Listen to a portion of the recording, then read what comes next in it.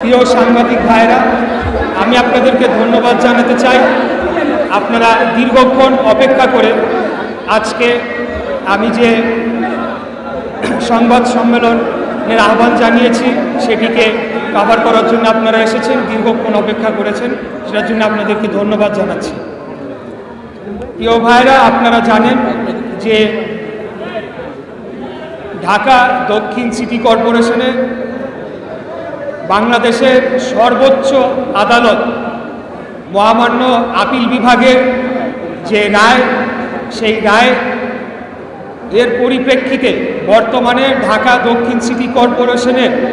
বৈধ নির্বাচিত মেয়র হিসেবে আমাকে ঘোষণা করা হয়েছে। কিন্তু বর্তমান সরকার এখন পর্যন্ত আমার শপথ গ্রহণের বিষয়ে কোনো সিদ্ধান্তে পৌঁছাতে পারে নাই, যার কারণে আমরা ঈদ পরবর্তীতে গতকাল থেকে আমাদের ঢাকা দক্ষিণ সিটি কর্পোরেশন নগর ভবনে অবস্থান কর্মসূচি বিরতিহীনভাবে ঘোষণা করেছি। তারই অংশ হিসেবে আজকে ঢাকা দক্ষিণ সিটির সর্বস্তরের জনগণ নগর ভবনে এসেছে এবং তারা অবস্থান কর্মসূচি করছে। কিন্তু আপনারা জানেন যে এই দীর্ঘদিন এই আন্দোলন চলার ফলে বিভিন্ন ধরনের যে নাগরিক সেবা, সেই বিষয়গুলো আমাদেরকে মাথায় রাখতে হচ্ছে। আপনাদেরকে একটু তথ্য দিতে চাই যে এই আন্দোলনের শুরু থেকেই সমস্ত জরুরি সেবা কিন্তু চলমান ছিল এবং সেটা আমাদের সিদ্ধান্তে আমরাই নিশ্চিত করেছি যে সকল ধরনের জরুরি সেবা যেগুলো রয়েছে সেগুলো যাতে চলমান থাকে, অর্থাৎ আমাদের আন্দোলনের কারণে যাতে জনগণের দুর্ভোগ তো হচ্ছেই, কিন্তু সেটি যাতে চরম আকারে না পৌঁছায়। আপনারা সকলেই জানেন যে কিছুদিন যাবৎ ডেঙ্গুর প্রাদুর্ভাব দেখা দিচ্ছে, যার কারণে আগামী দিনগুলা ঢাকা শহরকে নিরাপদ রাখার জন্যে মশক নিধন নিয়ন্ত্রণ যে কর্মসূচি রয়েছে নগর ভবনের, সেটিকে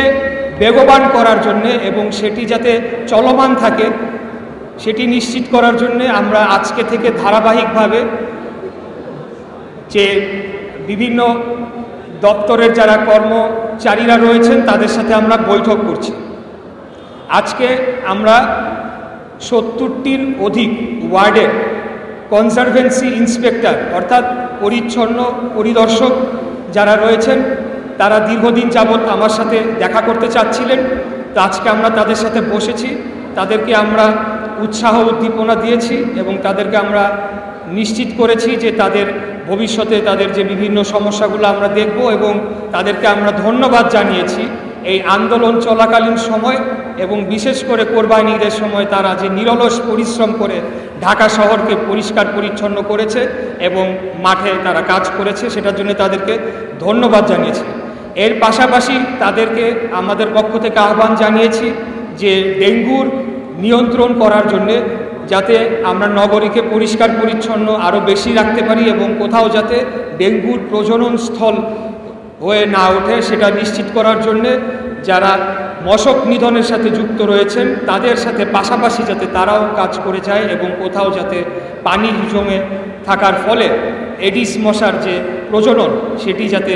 না ঘটে সেটি নিশ্চিত করার জন্য তাদেরকে আমরা দিক নির্দেশনামূলক বক্তব্য দিয়েছি। আগামীকালকে আমরা 70টির অধিক ওয়ার্ড সচিবের সাথে আমাদের দেখা করার কথা রয়েছে। আমরা গতকালকে বলেছিলাম যে দৈনন্দিন যে সেবাগুলো রয়েছে সেগুলোকে আমরা পুনরায় চালু করতে চাচ্ছি, কিন্তু আমাদের আন্দোলন চলমান থাকবে। তো এটিকে আমরা এভাবে করব যে প্রত্যেকটি ওয়ার্ডে যারা ওয়ার্ড সচিবরা রয়েছেন সেখানে ওয়ার্ড কমিশনের কার্যালয় রয়েছে, সেই কার্যালয়গুলোতে জন্ম নিবন্ধন, মৃত্যু সার্টিফিকেট, ওয়ারিশ সার্টিফিকেট, নাগরিক সার্টিফিকেট, এই আবেদনগুলো ওয়ার্ড কার্যালয়ে ওয়ার্ড সচিবদের মাধ্যমে জমা নেওয়া হবে এবং পরবর্তীতে সেগুলোকে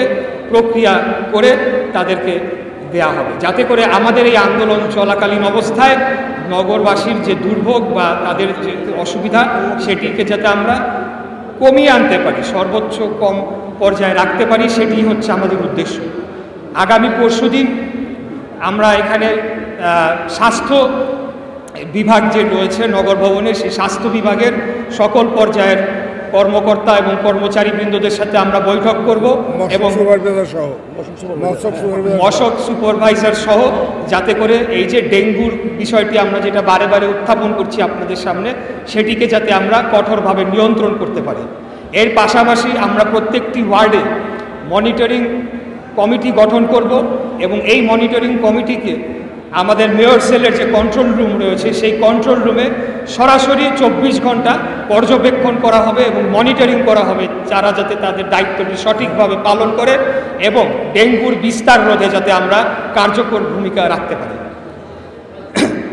এটি হচ্ছে আজকে আমাদের আজকে পর্যন্ত আমাদের যে কার্যক্রম, সেই বিষয়গুলো আপনাদেরকে অবহিত করার জন্য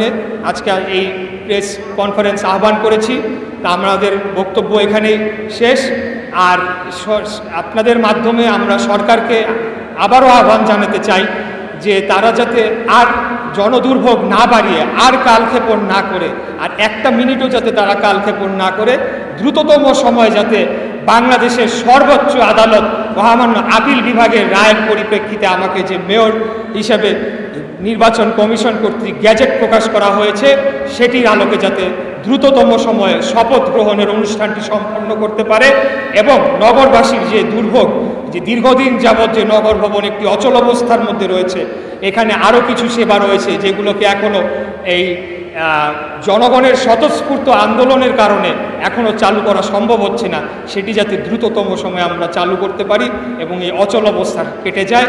এটি আমরা সরকারের প্রতি আবারও আহ্বান জানাচ্ছি। আমরা বারে বারে বলেছি যে আমাদের এই আন্দোলনটি শান্তিপূর্ণ অবস্থান আন্দোলন এবং এখানে ঢাকার যারা ভোটাররা রয়েছেন তারা স্বতঃস্ফূর্তভাবে, সম্পূর্ণ স্বতঃস্ফূর্তভাবে প্রতিদিন এখানে আসছে এবং তাদের দাবিটি জানাচ্ছে। অতএব সরকারের উচিত হবে, তারা যদি তাদের নিরপেক্ষতাটা বজায় রাখতে চায়, তারা যদি মনে করে যে বর্তমান উপদেষ্টা পরিষদ যদি মনে করে যে আগামী জাতীয় নির্বাচনের সময় তারা দায়িত্ব পালন করতে পারবে এবং সেটি যাতে জনগণকে তারা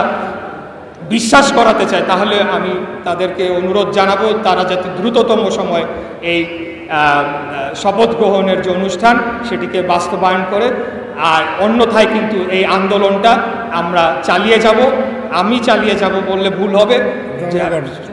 সর্বস্তরের জনগণ তারা প্রতিদিন আমার সাথে যোগাযোগ করছে এবং তারা স্বতঃস্ফূর্তভাবে এই আন্দোলনে যোগদান করছে এবং এই আন্দোলনটি চলমান থাকবে। এটি হচ্ছে গিয়ে আমাদের সর্বশেষ কথা, এই আমি বলতে চাই।